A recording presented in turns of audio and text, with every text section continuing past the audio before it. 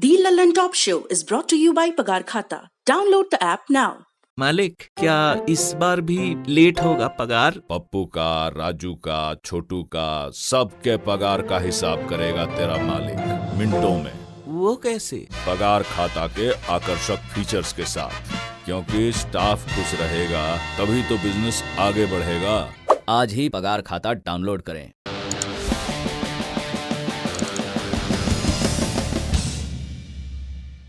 नमस्कार, सौरभ द्विवेदी नाम है हमारा और आप देखना शुरू कर चुके हैं लल्लन टॉप शो। 2021 को कोरोना के साए से बाहर निकालने के लिए भारत में व्यापक टीकाकरण शुरू हो गया है।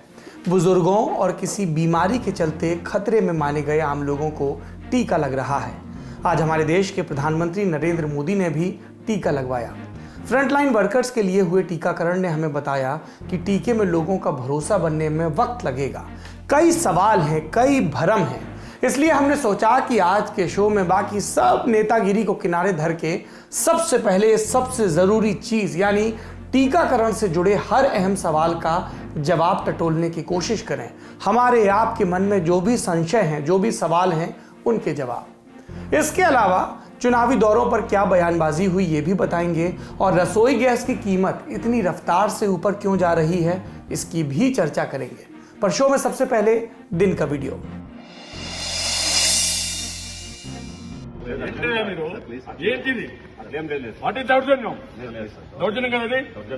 ఫండమెంటల్ రైట్ లేదా నాకు కలెక్టర్ కలవడానికి వాట్ ఇస్ దిస్ ఏంది ఈ దేశంలో ఏమైంది నేనే హత్యపోతున్నా 14 సంవత్సరాలు సీఎంగా పనిచేశానయ్యా ప్రతిపక్ష నాయకుడిని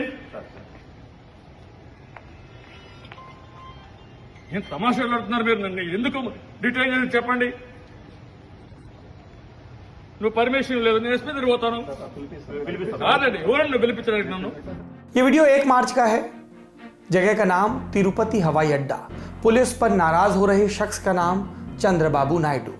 14 साल तक दक्षिण के एक बड़े राज्य आंध्र प्रदेश के मुख्यमंत्री रहे चंद्रबाबू नायडू। काम करने के तरीके के चलते एक वक्त उन्हें CEO ऑफ आंध्रा भी कहा जाता था, लेकिन अब सत्ता में नहीं है तो पुलिस एयरपोर्ट पर रोक रही है। सूबे में पंचायत चुनाव होने हैं।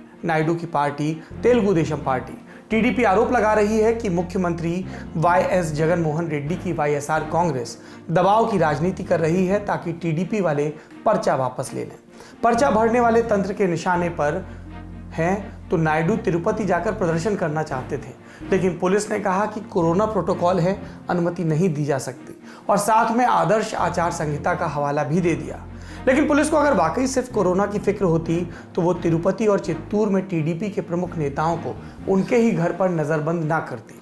चंद्रबाबू नायडू तिरुपति के हवाई अड्डे पर उतरे तो रेनीगुंटा पुलिस ने उन्हें हिरासत में लिया। पुलिस अधिकारियों ने जब आगे नहीं बढ़ने दिया तो नायडू नाराज होकर लाउंज में ही धरने पर बैठ गए। फिर पुलिस के वरिष्ठ अधिकारी उन्हें मनाते देखे गए। ये किस्सा आपको क्यों बताया गया? ताकि आप समझ सकें कि सत्ता का चरित्र कैसा होता है। पार्टी कोई भी हो, राष्ट्रीय या क्षेत्रीय, उसे सत्ता केंद्र की मिले या राज्य की, काम करने का तरीका कमोबेश वही, अपने फायदे के लिए राज्य की ताकत का खुलेआम इस्तेमाल।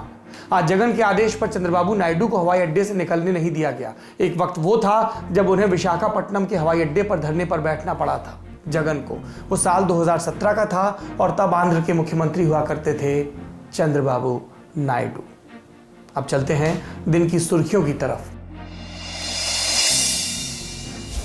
पहली सुर्खी बनाई तेजस्वी यादव और पश्चिम बंगाल की मुख्यमंत्री ममता बनर्जी की मुलाकात ने। इस मुलाकात को राष्ट्रीय जनता दल और तृणमूल कांग्रेस के नेताओं की बैठक कहना ठीक होगा। मुलाकात के बाद तेजस्वी ने ममता को समर्थन का ऐलान किया। कहा कि भाजपा न जीते ये हमारी पहली प्राथमिकता है। So our priority is to stop communal forces and Bengal का अलग ही कल्चर है, अलग संस्कृति है।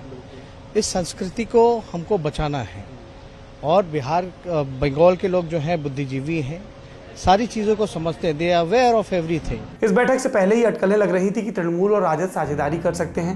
पिछले महीने राजद के अब्दुल बारी सिद्दीकी और श्याम रजक जैसे नेता एक प्रतिनिधि मंडल का हिस्सा बनकर तृणमूल नेता और ममता बनर्जी के भतीजे अभिषेक बनर्जी से मिले थे। कोलकाता के पत्रकारों ने ध्यान दिलाया कि इनकी मुलाकात प्रशांत किशोर से भी हुई थी। आज तेजस्वी और ममता के साथ आने से चुनावी राजनीति के धरातल पर क्या बदलेगा, ये सब समझते हैं। वाम दल कांग्रेस और इंडियन सेक्युलर फ्रंट पहले ही 7 चुनाव लड़ने का ऐलान कर चुके हैं। रही बात राजद की, तो साल 2016 में राजद, जदयू और एनसीपी ने वाम कांग्रेस गठजोड़ के साथ चुनाव लड़ा था। हालांकि गठबंधन में राजद और जदयू दोनों को एक सीट ही मिली थी। लेकिन ममता और तेजस्वी के गठबंधन के कई और मायने भी हो सकते हैं। बंगाल में एक बड़ी आबादी हिंदी भाषी लोगों की है और ऐसी धारणा है कि हिंदी भाषी लोग बीजेपी के साथ हैं। बीजेपी को बैरकपुर, आसनसोल और दक्षिण दिनाजपुर में लोकसभा चुनावों में मिली कामयाबी से इस धारणा को आधार मिलता है। तेजस्वी और ममता के गठबंधन से ये संदेश देने की कोशिश होगी कि बंगाली अस्मिता की राजनीति कर रही ममता हिंदी भाषी लोगों पर भी ध्यान दे रही है। अब उन्हें इसमें कितनी कामयाबी मिलती है, ये 2 मई को पता चल जाएगा। फिलहाल का समाचार ये कि तृणमूल और राजद ने किसी सीट शेयरिंग फॉर्मूले का ऐलान नहीं किया है। दूसरी सुर्खी ये भी चुनावी दौरों से। राहुल गांधी 3 दिन के तमिलनाडु दौरे पर हैं। आज कन्याकुमारी में उन्होंने एनडीए पर निशाना साधते हुए कहा कि जो लोग एक संस्कृति, एक देश और एक इतिहास का सिद्धांत थोपना चाहते हैं, उनके विरोध में तमिलनाडु को आगे आना चाहिए। तो एक तरफ राहुल गांधी तमिल अस्मिता की बात कर रहे थे, वहीं उनकी बहन कांग्रेस की महासचिव और यूपी की प्रभारी प्रियंका गांधी असम में कामाख्या मंदिर में दर्शन कर रही थी। हम जानते हैं और मानते भी हैं कि आस्था निजी मसला है, लेकिन राजनेताओं के लिए ऐसा नहीं है।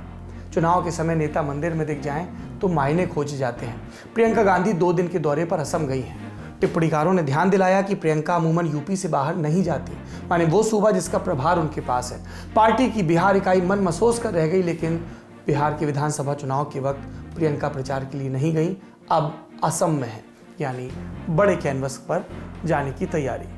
क्या ये अपवाद है या कांग्रेस की नई नीति, समय बताएगा। लेकिन तमाम नीतियों और रणनीतियों के पार राजनीति में एक सत्य है कि जो वोट बटोर कर जीत सकता है उसी की नीति सही है, इससे आगे कुछ नहीं। तीसरी सुर्खी अरविंद केजरीवाल के बयान से बनी, जो उन्होंने 28 फरवरी को दिया था और अब तक चर्चा में है। ये बयान क्या था? केजरीवाल दरअसल यूपी के मेरठ पहुंचे थे। उनके कार्यक्रम को किसान महापंचायत कहा गया था, लेकिन ये बात सबके दिमाग में थी कि अगले बरस यूपी में विधानसभा चुनाव है।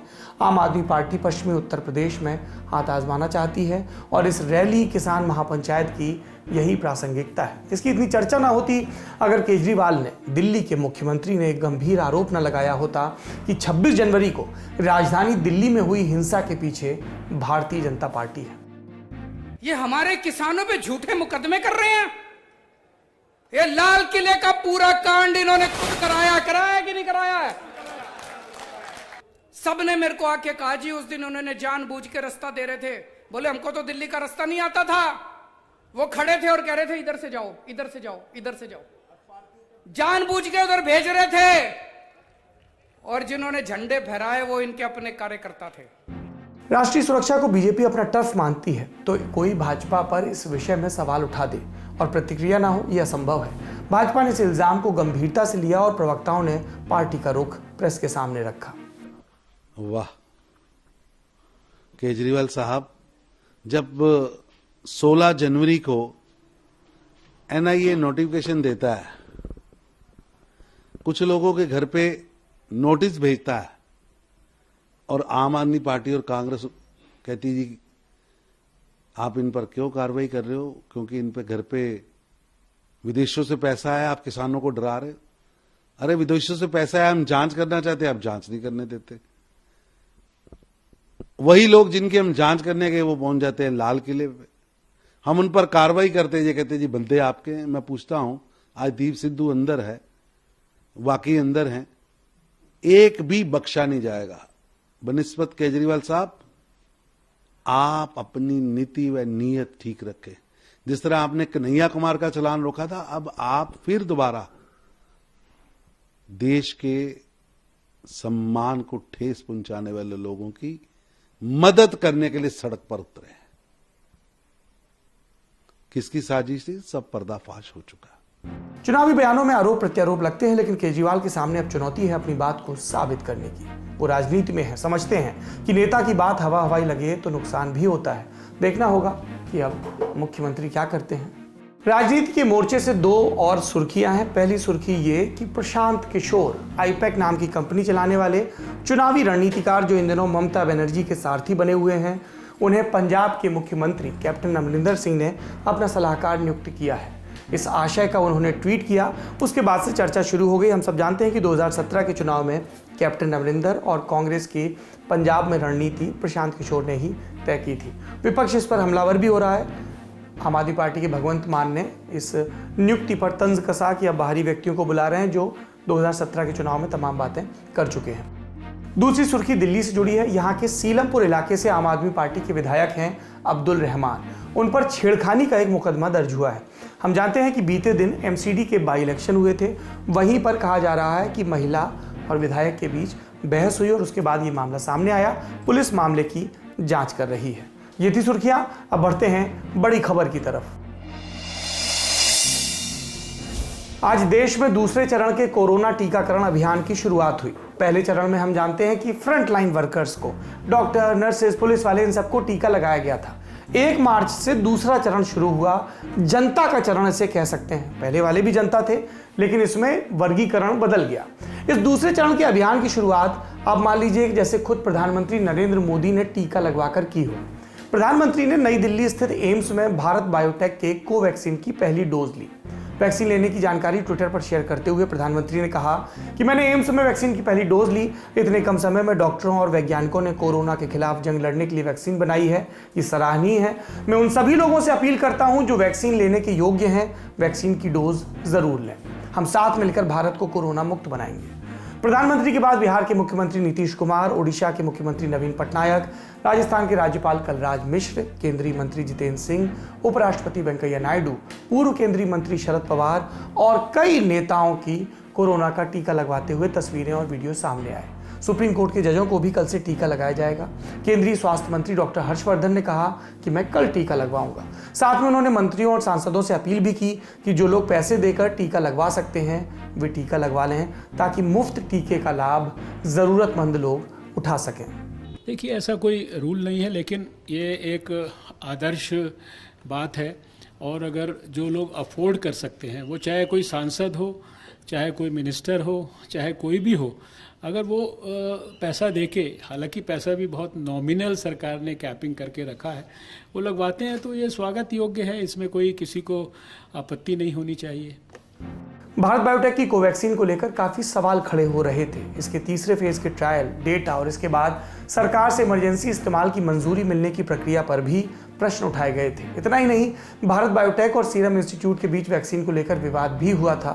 लेकिन अब माना जा रहा है कि प्रधानमंत्री ने कोवैक्सीन की डोज लेकर सभी प्रश्न चिन्हों पर विराम लगा दिया। सुनिए प्रधानमंत्री के कोवैक्सीन लगवाने पर विशेषज्ञों की क्या प्रतिक्रिया आई। So it's a very significant confidence building exercise that the Prime Minister has done. It's a sign of true leadership that he, with this new phase that is starting today, where the elderly and the vulnerable, because of comorbidities, are going to get their shots, that they should be confident that if the Prime Minister can take it, Covaxin is safe. मेरा ये मानना है कि देश को 3-4 बहुत अहम जो है मैसेजेस दिए।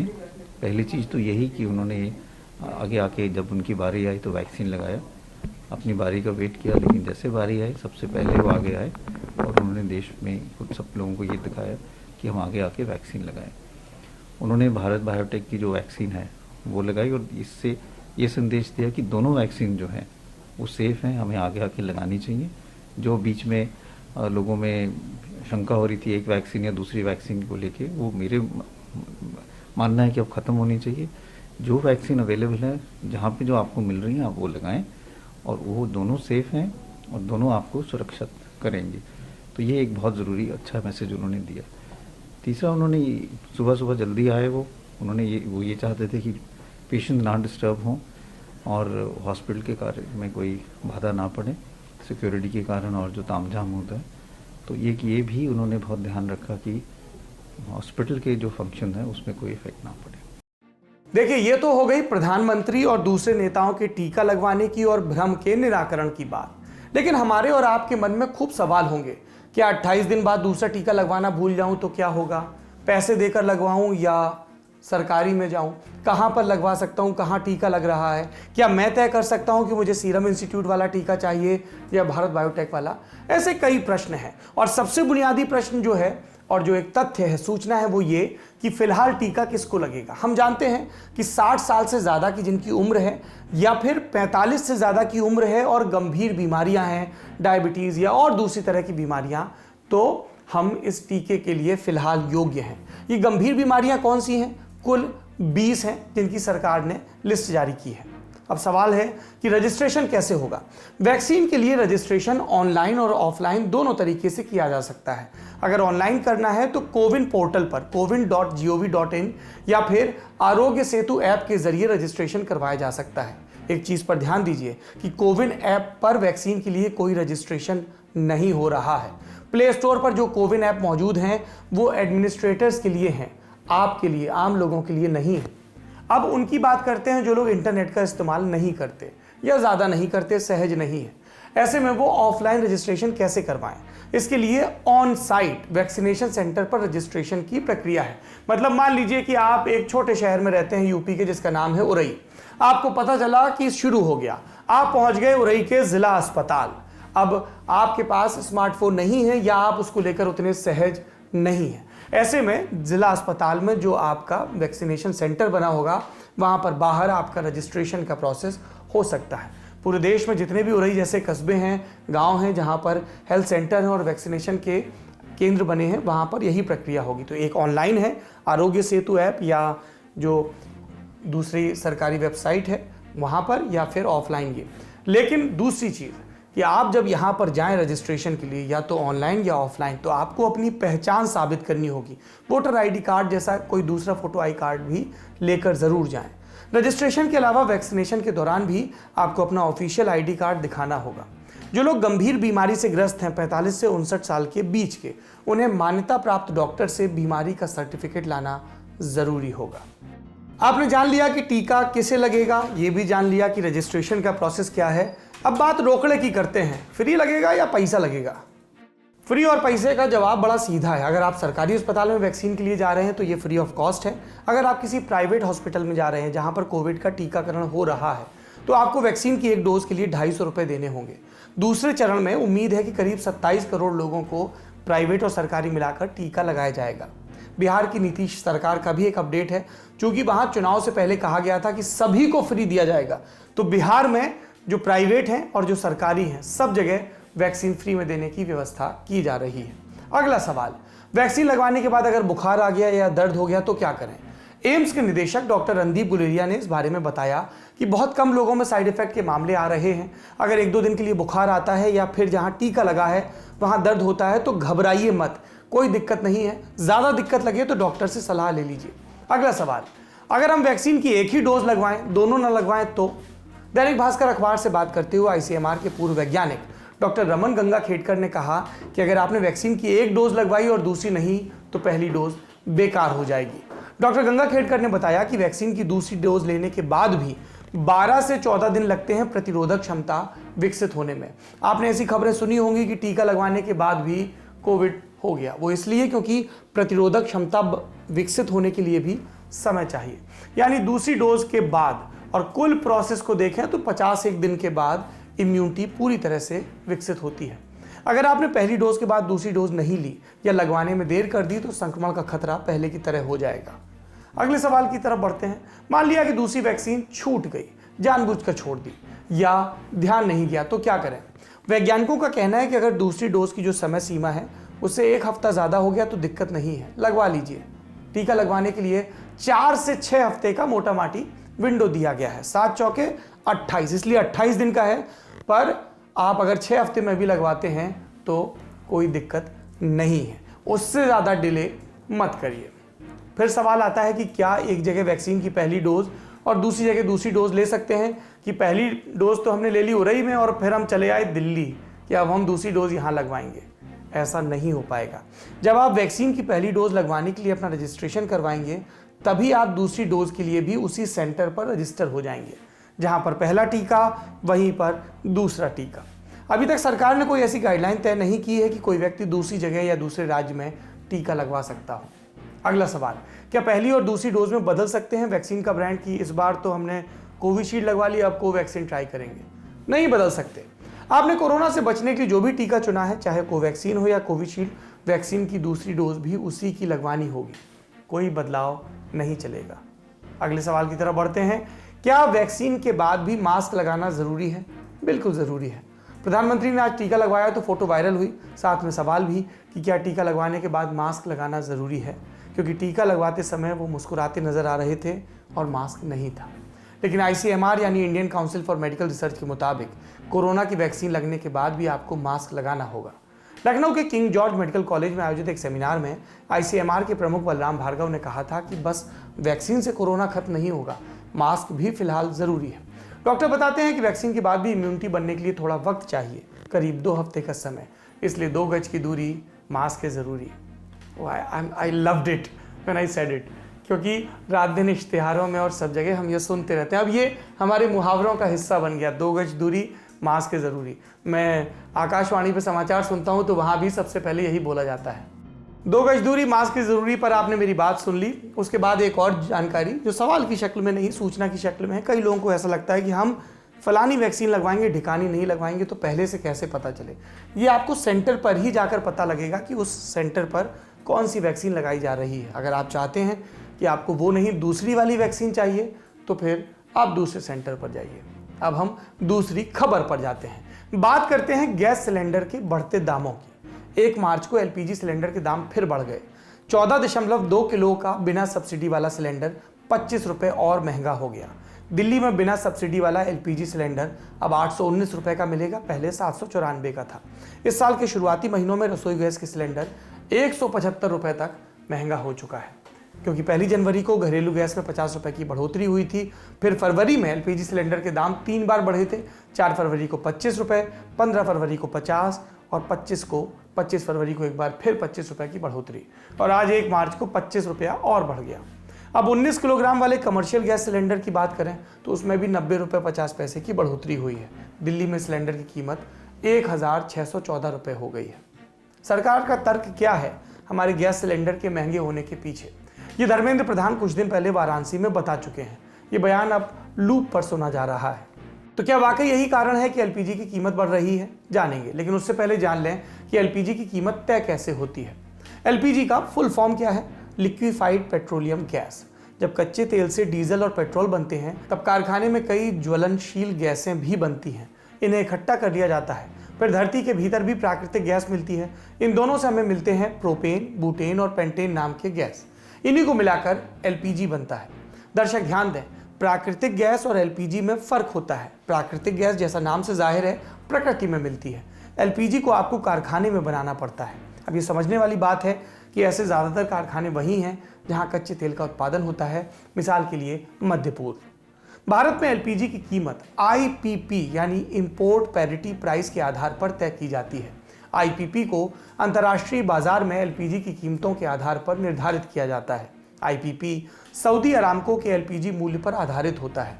इसमें गैस के उत्पादन, insurance, custom duty, port duty और दूसरी चीज़ें शामिल होती हैं। ये कीमतें डॉलर में होती हैं। सरकार को LPG के लिए डॉलर में ही कीमत चुकानी पड़ती है। अंतर्राष्ट्रीय बाजार में जब LPG की कीमत बढ़ती है तो देश में भी बढ़ती है। एक और वजह है, जब रुपया कमज़ोर होता है तो LPG की कीमत भी बढ़ती है, क्योंकि सरकार को डॉलर खरीदने के लिए ज़्यादा रुपए देना पड़ता है। देश में आने के बाद LPG में गैस की ढुलाई, मार्केटिंग के लिए लगने वाला पैसा, तेल कंपनियों का मार्जिन, फिर बॉटलिंग यानी उसे सिलेंडर में भरने का खर्च और डीलर कमीशन जोड़ा जाता है। 2019 की जुलाई में डीलर कमीशन को घरेलू सिलेंडर के लिए 50 रुपये 58 पैसे पर तय किया गया था। इसकी समय समय पर समीक्षा भी होती है। ये सारा खर्च जोड़ने पर गैर सब्सिडी वाले LPG सिलेंडर का खुदरा बिक्री मूल्य तय होता है, जिसे हम और आप देते हैं। मतलब आप में से जो लोग अपनी सब्सिडी छोड़ चुके हैं वो देते हैं। इसे कोई भी कितना भी खरीद सकता है। भारत सरकार घरेलू उपयोग के लिए हर साल एक तय संख्या में सिलेंडर्स पर सब्सिडी देती है। उससे ज़्यादा उपयोग करना हो तो आपको बाजार द्वारा निर्धारित कीमत चुकानी पड़ती है। तेल कंपनियां हर महीने LPG सिलेंडर की कीमतों की समीक्षा करती हैं। एक्सपर्ट मानते हैं कि इस बजट में सरकार ने गैस सब्सिडी खत्म कर दी है, इसलिए कीमतें बढ़ रही हैं। और यहीं पर मौका मिल गया विपक्ष को। राहुल गांधी ट्वीट पर ट्वीट कर रहे हैं। लिखा कि मोदी सरकार ने जनता को 3 विकल्प दिए, व्यवसाय बंद करो, चूल्हा फूको और जुमले खाओ। पेट्रोल से उलट एलपीजी जीएसटी का हिस्सा है। ऐसे में मुख्य आर्थिक सलाहकार केवी सुब्रमण्यम का बयान भी सामने आया। उन्होंने कहा कि बाकी पेट्रोलियम उत्पादों को भी जीएसटी के तहत लाया जाए। यही बात पेट्रोलियम मंत्री धर्मेंद्र प्रधान भी कर चुके हैं। पर असली सवाल यह है कि किसी भी टैक्स व्यवस्था के तहत क्या केंद्र और राज्य पेट्रोलियम उत्पाद से आने वाले पैसे का मोह छोड़ पाएंगे? जब तक ये तय नहीं होता, कीमतें नीचे नहीं आएंगी। आज के शो में इतना ही। कल आपसे फिर मुलाकात होगी, ऐसी उम्मीद है। अपना और अपनों का ख्याल रखिए। शुभ रात्रि। सब कुछ आजमाया और तब मैंने माना कि सिर्फ सच्ची सहेली ही है महिलाओं के उन मुश्किल दिनों की हर समस्या, जैसे कठिन दर्द, अनियमितता, खून की कमी, थकान व कमजोरी जैसी सभी प्रॉब्लम्स के लिए नंबर 1 औषधि एवं टॉनिक सच्ची सहेली, महिलाओं के लिए सबसे भरोसेमंद औषधि एवं टॉनिक।